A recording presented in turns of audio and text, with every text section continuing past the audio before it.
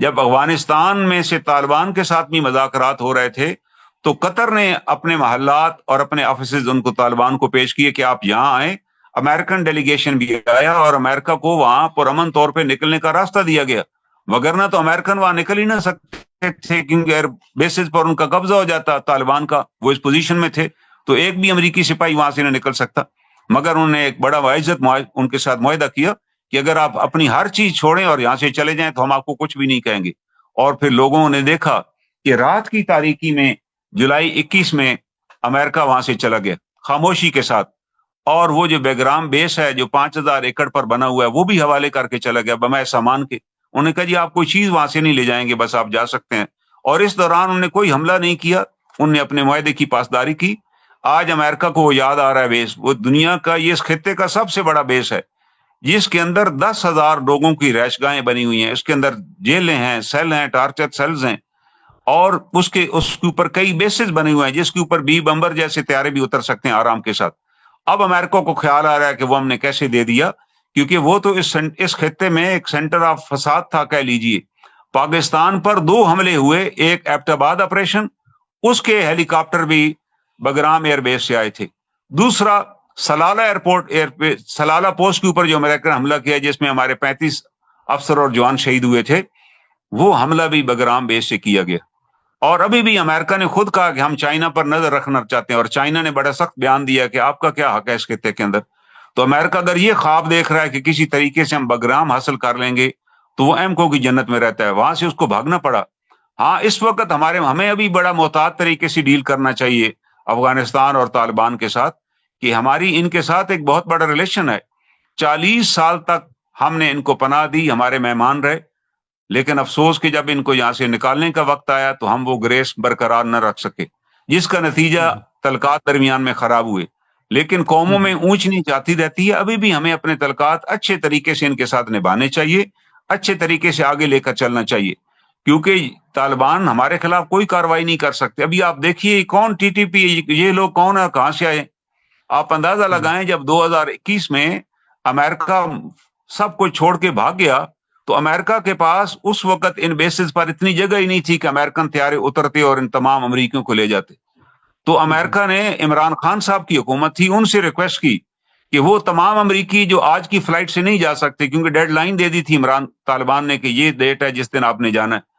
تو عمران خان صاحب کی گورنمنٹ کو امریکن نے ریکویسٹ کی کہ ہمارے یہ امریکن فوجیوں کو آپ پاکستان میں پناہ دیں، وہ تمام یہاں پر آ جائیں گے، یہاں سے پھر ہمارے بڑے طیارے آئیں گے ان کو لے جائیں گے. تو راتوں رات اسلام آباد کے تمام ہوٹل خالی کرائے گئے، وہ لوگ پاکستان میں آئے، امریکی فوجی ان کو یہاں ٹھہرایا گیا، اور 3-4 دنوں کے اندر پھر امریکن بڑے طیارے آئے اور ان کو لے کر گئے. لیکن اس کے ساتھ ایک اور غلطی اس وقت کی حکومت نے کی کہ بہت سے ایسے لوگ تھے افغانی جو کولیبوریٹر تھے امریکن کے ساتھ، جو سی آئی اے کے ساتھ مل کے طالبان کے خلاف کاروائیاں کر رہے تھے، اور they all were wanted by the Taliban government. Taliban government decide کر چکی تھی ان افغانیوں کو ہم سپیئر نہیں کریں گے کیونکہ they were instruments in the hands of America, اور یہ سی آئی کے ٹرینڈ لوگ ہیں. امریکہ ان میں سے کافی سارے لوگوں کو اپنے جہازوں میں بھر کر لے گیا، لیکن تمام کو ہزاروں کی تعداد میں تھے، ان کو لے جا ہی نہیں سکتا تھا، کیپیسٹی اپنے فوجیوں کو نہیں لے جا سکتا تھا. تو اس وقت انہوں نے عمران خان صاحب کی حکومت سے ریکویسٹ کی کہ ان کو بھی for the time being Pakistan میں آنے کی اجازت دی جائے. ان کو اجازت دی گئی، وہ پاکستان میں آ گئے اور پاکستان میں رہ رہے ہیں.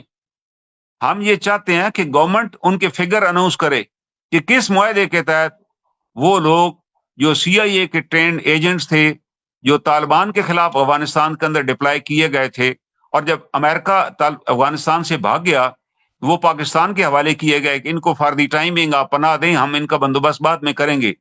تو they are the real trouble creators. یہ وہ لوگ ہیں جو سی آئی اے ان کو اب بھی استعمال کر رہی ہے، کیونکہ ہمارے خلاف جو گرینڈ الائنس بنا ہوا تھا وہ سی آئی اے، را اور موساد کا تھا کہ ہم نے بلوچستان میں بھی امن نہیں قائم ہونے دینا، ہم نے فاٹا اور اس ریجن میں بھی امن قائم نہیں ہونے دینا. تو ان کے تو آپریٹرز یہاں بیٹھے ہوئے، یہ وہ لوگ ہیں جو ٹرینڈ ہے شروع سے پورے خطے کے اندر. امریکہ نے اس زمانے میں ڈپلائی کیے ہوئے تھے جب وہ طالبان گورنمنٹ کے خلاف پرویز مشرف صاحب کے ساتھ مل کے ایک جنگ لڑ رہے تھے. تو اب ہمیں یہ چاہیے اس کی گزشتہ حکومت سے پوچھا جائے کہ انہیں کس قانون کے تحت ان کرمنلز کو آنے کی دعوت دی، کیونکہ they are wanted people by Taliban. ہمیں بالکل ابھی طالبان گورنمنٹ سے ایک معاہدہ کرنا چاہیے ایکسچینج آف کرمنلز.